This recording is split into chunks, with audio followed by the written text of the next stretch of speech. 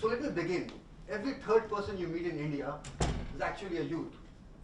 64% of the country would be the working age population by 2020. There's a mad scramble for jobs, and this is only going to intensify. Some people say it's a demographic dividend. Some people say it's a ticker bomb. It's kind of a ticker bomb, because if you look at the current statistics, what has really happened is people are now studying even more. They're enrolling in schools, they're enrolling in colleges. As you study in higher colleges, as you get more higher education, the unemployment rate actually increases. This is even more pronounced in rural areas. Where would people look for jobs? What's happening in the job scene? Who is creating jobs are questions. What have we done to create jobs? We have sown seeds of job hunting in colleges across the country. When you put such seeds, you can't hunt entrepreneurship, you cannot harvest entrepreneurship. If you want to harvest entrepreneurship, we need to put seeds of entrepreneurship. And the best place is a college setting. So I tried to find out what we are doing about it. I filed RTIs. The UGC said we had no information on the matter. Similar was the case with AICT. AICT website, Youth Entrepreneurship Toolkit, has figures mentioned in pounds, LGBT mentioned it as citizens of UK, and this is for an Indian audience. So I thought, let me do something about it. The first thing that came to my mind was not one college, 10 college, 100 college, scale, 35,500 colleges.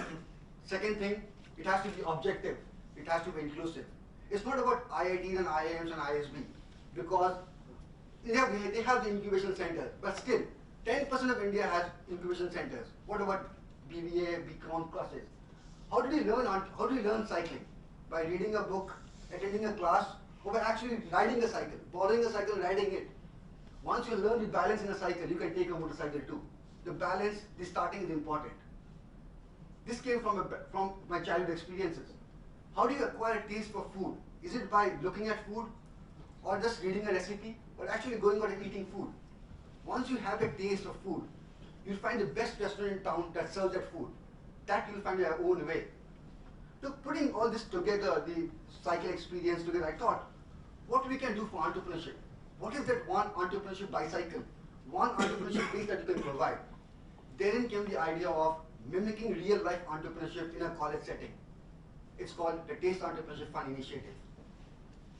What we do is very simple. It's very objective. I'll explain to you in much more detail about it. The idea is the most important thing is scale. An opportunity is provided for first 15 teams in a college, 2 members each, 1 week of time, 1,000 rupees as trigger money. It's not seed capital, it's trigger money. The person has to return back the money after 1 week. The incentive is the profit is theirs, the loss is theirs. They have to bear it. All transactions happen online. The transfer happens to a college authority. He takes the money and distributes the money to the people. There is a voluntary process. It's not coerced to the students. And once you start doing stuff, after a fixed particular time, one particular date, people return back the money to the authority. So we are in the process of ensuring this happens across the country. To ensure that the entire thing comes, the grassroots work comes and aggregates, we have a website. So what people do, they send us one photograph and 4 lines of what they have done. It's put in a portal so that everybody else can see and get inspired. And then this particular portal, or in a college setting, we award 2 prizes. The best maximum profit award and the most innovative idea award. So how did it all start? What do we do? What do people do with the money? People went out. They started doing things. They started earning profit. They started fighting with each other, interpersonal issues because of teamwork. And there are a lot of other things that they really found. First of all, hesitation. If I am a great guy, it removed my hesitation to actually go to a customer. People started using their own skills, the local ecosystem, the local resources, the local people, crafts, handicrafts, things that sold quickly. And then when they did this, they learned everything about management. They learned everything about business making. So it's not just about girls or boys. Both participated. Because of peer pressure, competition, everybody worked hard. Because we involved the nodal faculty, they gave us back the money. Because there was a time limit, they focused on their job at hand. It was not a never-ending work. So combining all of this together, then I said, let me take a class on entrepreneurship. I had nothing to teach. I said 4P, they said, I don't know 4P. But I know, I've done this. I know location was wrong. I know my price was wrong. So it's actually, they taught me everything. I did not actually have to teach them. It just crystallized the experience together for them. This is not a town A, town B phenomenon. Stuff like this have been done in ISB. Stuff like this have been done in Stanford. Stuff like this have been done in Deshpande Foundation. This is the first time we're talking of scaling it. Not for only those students, but across the entire country. How do you ensure that everybody in the country in a college setting has this shot at entrepreneurship? What's important now is benchmarking. How do you benchmark? How do you accredit? How do you ensure people move from college to state to regional to the national level? What do you give them? What rewards they really want? How do you nurture? How do you create an ecosystem of entrepreneurship? Which the first step is this particular seed, the trigger money.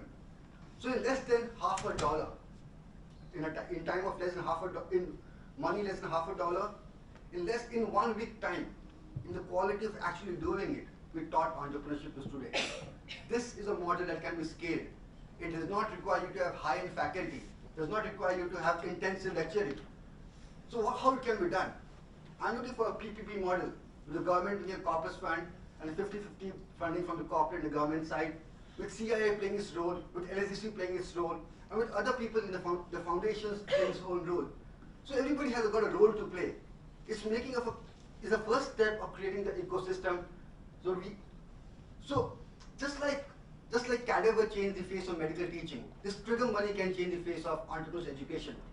It's a small step. It's a simple idea. It's not complicated. It can be understood by anybody, any way.